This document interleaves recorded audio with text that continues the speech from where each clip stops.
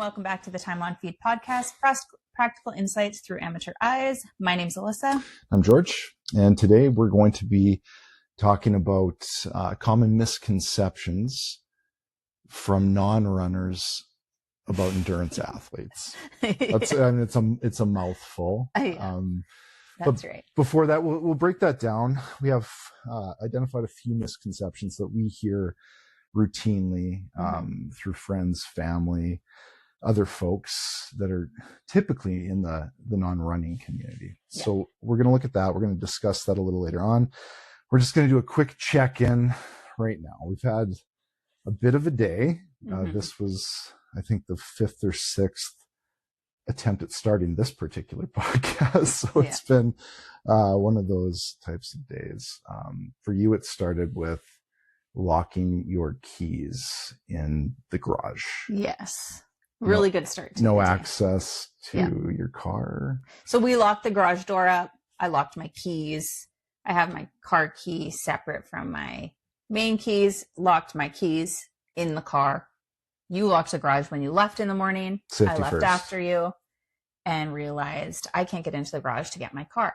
Now, a lot of people have a keypad on the outside of their garage. We do not.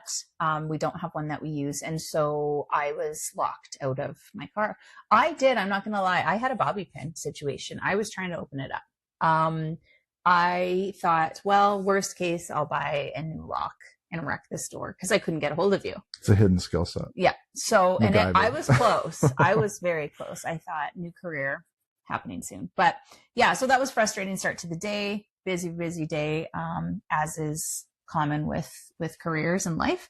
And then 10.5K run as part of my training program in the evening, dog walk, all the things. Dinner. All the things. Yeah.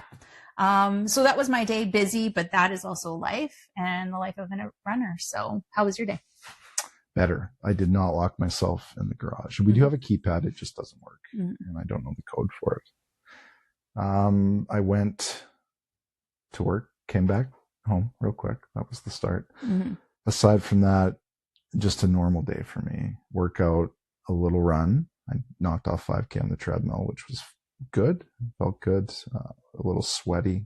We have a treadmill in our basement, not a lot of air circulation. So I felt warm, to say the least, but otherwise a good day. Good. Yeah. Awesome. Well, yeah. And then George did come and save me. So to wrap up, put a bow on that story, he did end up getting my text and came to save me. I'm a hero. And I got in to work a little bit late. So yeah, hero. Zero to hero. Locked me out, but saved the day. So like you mentioned on this episode, we're going to discuss the 4 common misconceptions. We hear them most on the regular from non-runners, family, friends, people in our circle, things that we hear almost daily, especially as involved and in-depth as we are with kind of our running. Recreationally, we hear a lot of things. I would say that there's some things that I hear over and over again on repeat. And it can be frustrating at times. It can be fun to kind of explain why we do what we do, but a lot of times too, it can be a little difficult to kind of almost sound like a used car salesman to kind of prove your point and why we do what we do. So one of the things that we had talked about before the podcast was you said one of the common things that you get is people will often come up to you and say, aren't you worried about your knees? Like you're going to wreck your knees. You run so much, the pavement, the trails, what have you, your knees are going to be wrecked. Yes. I think that's the number one thing that I hear. Joints, not just knees, joints, hips, ankles, knees, maybe your elbows. I don't know. I myself, before getting into long distance running, I've always ran a little, 5K and under, typically part of a warm up for a workout, a more anaerobic workout, not an aerobic workout. And I thought the same. It was, if you're doing big mileage, you're going to break down. You're going to blow your knees out. You're going to blow your back out. And then I started running, and it wasn't what I thought. Is it demanding? Yes. And I think part of the underlying theme here is that when we say misconceptions, there's some truth to this. People do blow out joints. But in my experience, and that's what we're speaking from here on the Time on Feet podcast, is what we've experienced, what we're going through, what we've observed within our running communities. And I have not experienced that myself. So I came across, I guess I could dub myself a hybrid athlete in a sense. I'm not small. I'm not big. I expected to have some discomfort with the long distance running, but I staged it up. I didn't start by running an ultra marathon. I didn't come out and then 2 weeks later run an ultra marathon. I worked my way there. It wasn't much longer than 2 weeks. It was pretty close, was pretty quick. Closer than most, but also I think it's important to note too that you are a very intense athlete. You've been even competitive. Sure. Yep. In your athletics, and one day, maybe we'll go over all the different kind of modalities of athletics you've pursued. But yeah. Well, and I've had injuries, and I've blown out joints. I've ruptured an Achilles, not running. Right. These are things I've sustained and happened. The things that have happened to me while doing other sports. The running did scare me at first. I thought, well, if I'm putting on major mileage, even if it's not excessive training mileage, but those races, and sometimes that gets in your head. And the longest race I've ever ran is 64 kilometers. It's a long race. I think I felt the best I've ever felt running that long duration, that long distance. The joints just kind of warmed up. Mm-hmm. So misconception, I think so. I think if you run long distances, your joints are not necessarily going to go on you. Now they could. I mean, anything can happen when you're running. Chronic overuse, you do get injuries. But so far for me, it's been pretty good. Yeah. And I feel like it's only getting better. So to me, that's the top thing I hear. It's not that I'm debunking that, because of course there's caveats like we just mentioned, but for me, no issues so far. Yeah. For me, yeah. I mean, similarly, I have had knee pain in the past, and that's always been attributed to lack of strength training, honestly. Yeah. So I've had overuse knee pain where I hadn't done enough strength training for my glutes, my core. As soon as I worked intentionally on those things, the knee pain was gone. And so I think that, and I mean, I run sometimes 100 kilometers a week, right? So definitely overuse, knee pain, joint health issues could be a problem. Knock on all the wood, but very lucky as far as that goes. And that is not something I've experienced. So, I mean, and I'll say science proves, but don't quote me on any actual medical articles because these are just things that I've read. But, living a sedentary lifestyle, sitting down for longer periods of time, is arguably worse on the knees and the joints, right? Than an active lifestyle. So, I mean, that's something that I've definitely experienced when I'm kind of sedentary for too long. If I go on vacation for a week and I'm really not moving, I feel that much more than I do if I'm running actively, right? And if those joints are lubricated, if the knees are lubricated, and if I'm doing things to take care of my strength training. So I agree. Yeah, I hear it all the time, but I don't know that people are basing that question or that comment on any sort of fact or lived experience. Yeah, right? That's right. And then you hear that. You're totally right. I hear that too. And I see people that are living a sedentary lifestyle that are saying that to me and or to others. Yeah. And yes, I think without question, those folks are having more issues than the people that are active and doing long form endurance sport. Yeah. Right. Absolutely. I agree. Another one, the age old comment, how do you run that? I don't even drive that far. So that's always a fun one to hear. I don't really know what to say in response to that when I hear that.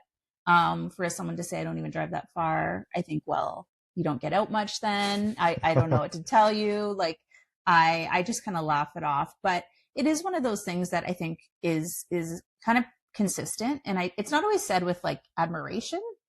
Sometimes it is, but other times it's said almost with a little bit of, I don't want to say disdain, but almost like, well, that's kind of ridiculous. I don't even drive that far, right? Have you heard that before yourself? I heard it on the weekend. Oh, really? Yeah. We were in the mountains last weekend doing some decent mileage, nothing crazy by our standard or our book, but yeah, I heard that on our way out. We were grabbing bagels and I got that comment, like, you're going to do that in a day? Like, well, yeah, I mean, won't have time. Yeah. Sure. Yeah, exactly. And I don't know that, again, it comes with a bit of a negative spin. And that's the part that doesn't always sit well. It would land better if folks were like, oh, great. That's so cool. But it seldom does. And that's, again, that comes back to, I think people just don't do it. People don't do long runs. Not most people. Anyway, so when they hear it, they're a little off. They're put off by that a little bit. Exactly. And that in and of itself isn't a misconception necessarily, but it is a comment that we hear all the time. And I think that it does kind of tie into the first misconception. Yeah. Like you're going to break yourself. Yeah. If you go out and do that, it's not good. Yeah. And that is a misconception. Yeah. I can tell people that, through lived experience. Yeah. And it's way off. Yeah. Well, and why don't we tie that one to the next one where people do say to us all the time, and this is a misconception, is that, it's unhealthy. Like running that much could not possibly be healthy. The amount of times I've heard that it definitely is at the point where it's getting old, I would say. And it's not like I fault anyone for saying that necessarily, because they only know what they know and think what they think. But the reality is that it's really interesting when you see someone who lives maybe an unhealthy lifestyle or a lifestyle where they're not kind of pursuing some sort of physical activity, to turn around and say to us that we are living unhealthy because of the sheer amount of running that we're doing. So that goes hand in hand with that comment. I don't even drive that far. Like, how could you possibly run that far? Do you hear that a lot? Like, and I hear it we're not throwing shade at folks that don't do activities. That's not what we're getting at here. I specifically have folks from my CrossFit gym, fit athletic people that tell me that's not good for you. Yeah. That's not healthy for you. Yeah. So it's not just one subcategory of human. It's multiple. Yeah. I'm hearing it from a swath of individuals, and some very healthy individuals, including former professional athletes, who have said this to me. Yeah, again, a misconception. What is that rooted in? What is it based upon? I think it's just based upon previous misconceptions or things that have been out there in the zeitgeist where they hear that, right? Like if you do that, you're going to have issues. You're going to have issues with your lungs. You're going to have issues with your joints, your back, whatever it might be. So there's this delusion, I think, out there within the public sphere. I think people picture like Naked and Afraid or something, where you're out there with your spear and you're just like surviving and running 100 kilometers. And it's like, I think the really important thing to note, and something that I kind of try that should be a race, though. Sorry to interrupt. If there's a naked spear race, hit us up in the comments. That could be fun. We can start it. I would not be joining. Wow. But I think that people will say or think that, it's unhealthy, but really we're very intentional about not only our training prior to, but during the race. We are fueling, we are eating, we are resting when necessary. We're changing shoes, we're changing clothing, we know where we're going. We have the proper equipment. We have poles. We have first aid kits. Like, we are definitely very intentional about what we're doing. And also we are trying to maintain, health in our bodies while we're doing it. So I'm not going to break an ankle and continue just for the sake of continuing because I'm that hardcore. Like, that's not something that would be, could be unhealthy. But I think that we're intentional about what we're doing, how we're doing it, and what that looks like for us. And then also the journey to get there too, right? So my cardiovascular health is tip top shape. It's and realistically, even my leg strength, right? And the health in my body. Like, and I feel strong every single day. I don't feel broken down. And I think that's a really good indicator that we're doing okay. Yeah, you're training smart, and it's individual. And I think for the folks that are in the running community, they know that. If you're doing road races, if you're doing trail races, you're not just throwing caution to the wind. You do realize that things can happen. Yeah. I'm not going to go out on a road and run a tempo that I can't maintain for the duration of the race that I've picked. Some people do. They find out what that's like. It's not always a great plan. Likewise with a mountain, I'm not going to run up it or down it at full steam and risk injury. I'm almost always hyper aware of twisting an ankle or buckling a leg, especially on some of the crazy terrain we've encountered in the last year and years prior for yourself. It's not easy to do this. It's not easy to train for it. And certainly when you're out there trying to perform, you do your best, but you're always aware. I think you have to be. And through the exhaustion, through the hours that you put out there, specifically with trail, you definitely take all that in. You're processing as you go. You're in tune with your body, maybe more so than any other facet of life. You're actually listening to your body. You have the time. Yeah. There's no distraction. And I think you can do it safe, right? And again, caveat being, some people don't. There are outliers, and perhaps there's, the extreme ends of the spectrum where people are going, and you're seeing that breakdown. But again, you need to look at it in a silo. Is that somebody who's just done a 200 miler? Well, yeah, that's a lot of distance. And I guarantee they're trying to do it the safest way that they can. But sometimes those injuries get maybe publicized, or they get picked up on, and people, that checks a box in their head. They thought, you can't do that. That's dangerous stuff. Or they know a person that had a bad accident or had some episode happen to them while they were training or running. And all of a sudden that person has a connection with that sport or that training being bad. And that's, I think, what we do encounter. And back to the misconception. Do you hear that? Yeah, you do hear that. I hear that from a lot of people. And I think it's important to note that, like, I had a situation where I had and have continued to have very low iron, quite anemic. And so, but I get blood work done regularly, right? And that's part of that health piece and making sure I am healthy going into a race. If I had no iron in my system, which I essentially did when I ran a marathon last year, then I wouldn't be running it, right? Again, I didn't know this at the time, but then, so we do even some of those medical things just to make sure that we are being healthy. My doctor absolutely knows that I do these things, and she applauds us, right? So it's interesting, because you hear that. And I think people just maybe judge what they don't know. And I don't know if they're judging it necessarily in a negative way, but judging it based on what they think, right? And their lived experience. Fear of the unknown, maybe? Yeah. I don't know. Definitely. Now, speaking of your CrossFit and athletic friends, one of the things that we were talking about that you get in particular quite a bit, and I don't get this one, but I'm not a big muscly man, is that you're going to lose all your muscle and your strength. If you start running, if you run long distances, that is something you have heard a lot. Yes. Bro science. I think it's, I thought it myself. Yeah. And it's kind of a little true. I lost some weight. When I started running a lot, I did lose a little bit of weight. I did lose a little bit of strength.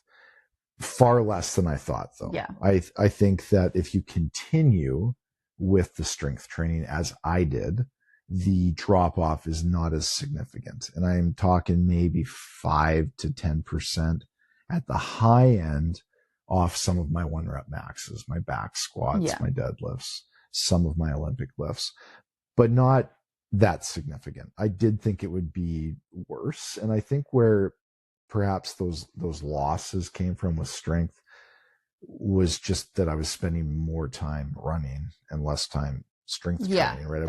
I was skipping some of the additional work that I would typically do, right? Which is an offset. Yeah. I'd imagine if I had kept doing that work, kept doing maybe a bit more of the mobility work, perhaps I would not have seen a drop off at all. Yeah.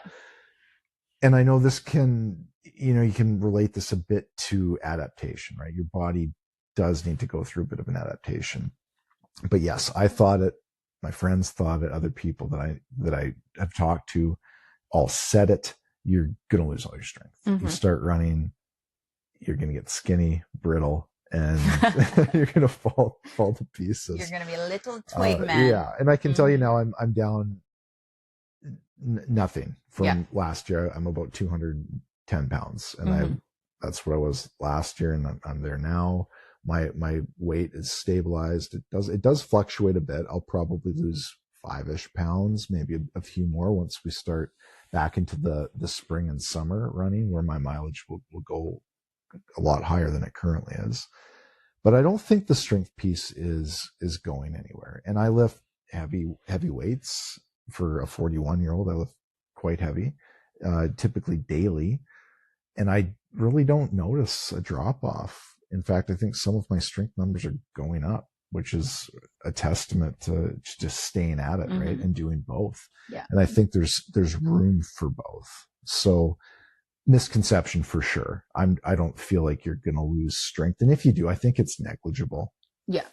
And I think too, if you're fueling properly, I think that's going to be a big thing. You know, you add running to your already intense strength training program and plan.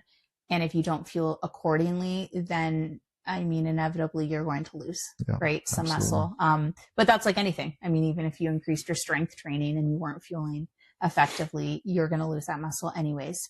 I don't get that question a lot, but definitely can see how you would, and especially in the circle that you run in specifically, right? Okay, so last and certainly not least, you're obsessed, you're addicted. What are you running from? Kind of that misconception that encompasses kind of all of those like negative connotations, right? So have you heard those before? That you're obsessed, or perhaps have you heard that I'm obsessed? Maybe it's more your girlfriend's obsessed with running. Yes. How do you feel about that, or addicted, or what have you? I've heard it for sure. I don't think any of that's been directed at me, but I definitely hear these things. Yeah. And I ask me if I'm obsessed. Well, no, I agree with you though. I just think it's ignorance. I think people are afraid of what they don't know. Yeah. And a lot of that comes from people that are non-runners and non-athletes, where that's an unhealthy addiction. Yeah. Like we're comparing that to a truly maladaptive addiction. It is most certainly not the case with us. Yeah. Perhaps some folks, it has become that. And we had this conversation not long ago. That's not our identity. We are ourselves first and foremost, and we have a lot of attributes that form our identity. It's not running. I mean, I can see it if that was what you did, if you were all your eggs in one, basket, and it was run constantly, and that became your everything. Maybe that could be seen in a negative way. But in my experience, again, it's just a misconception. People are not addicts. They typically run far less than one might perceive that they run, right? And we had talked about that too. I don't know, did you include that in this list too? About the run time, and people think you have to log, 1 million hours a week. Yeah. And that, that ties into this too. Well, I don't run that many hours in a week. I mean, I think currently I'm running 5 or less. It's really not that much time in a week if you think about it over the course of 7 days. So I don't have that come my way too often, but I definitely hear that from time to time. Now, how about you? Do people say that to you? I mean, I don't think I've heard you're addicted, but so just to clarify, addiction is something that negatively impacts your life, right? And I think that it is important to note that, while we run very consistently, and I run 6 days a week, if I was not able to run, I would not freak out. I would adjust either my schedule accordingly, change my run days, or just understand that that's life, right? Or add kilometers onto another day and make allowances for that.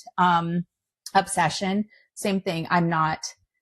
I wouldn't say I'm obsessed. I love running. I think it more comes from a place of passion and purpose. You finally find, a modality of fitness. And I've done many, many different, fitness modalities and stuff in the past. And I think that running is something that really clicked for me. And as soon as I started doing it, it was like yeah, no, this is my thing and I'm good at it. So I think that that's what drives me and that's that purpose. And I enjoy it so much that I do it so regularly.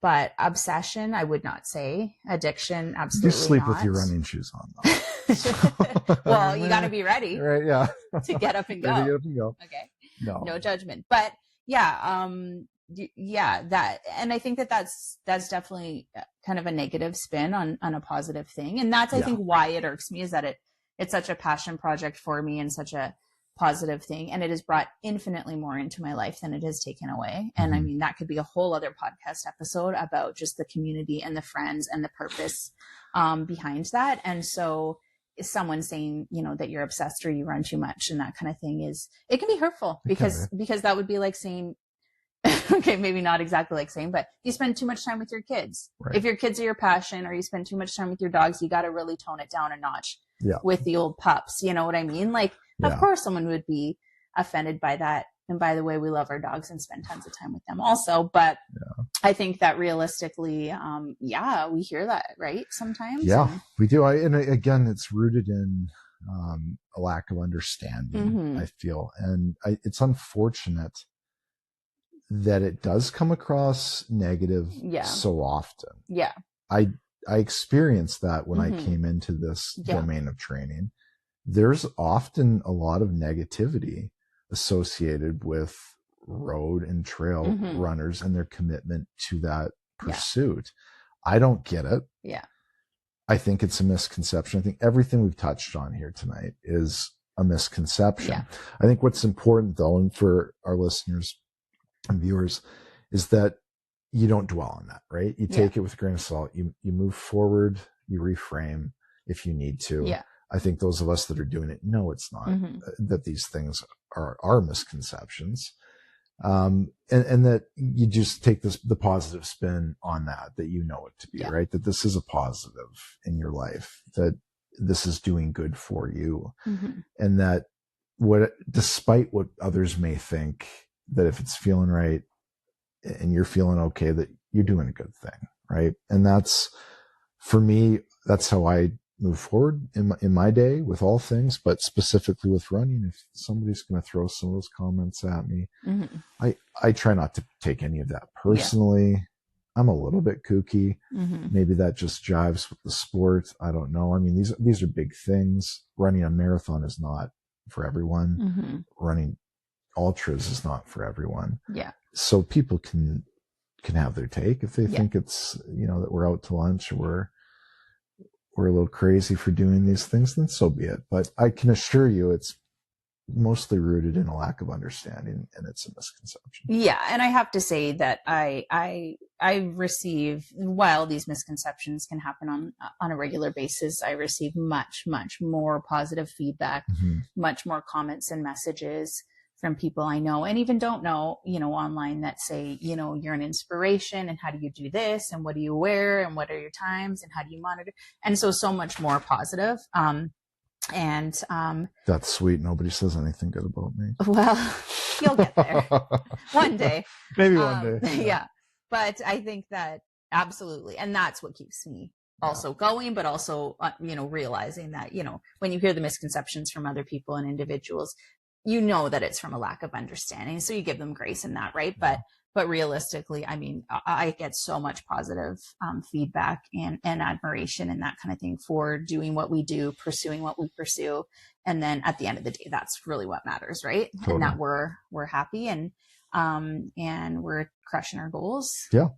Achieving our dreams and making things happen. So I like it. Let's wrap this up. So again, for those of you watching, listening, if you have any misconceptions that you're hearing out there, we'd love to hear from you. Leave some comments. Know that you're not alone. If you hear these comments on the regular, let us know what your thoughts are. Let us know if there's any others that you hear on a regular basis. And good or bad. Good or bad. Yeah, absolutely. Because we want to focus on the good too.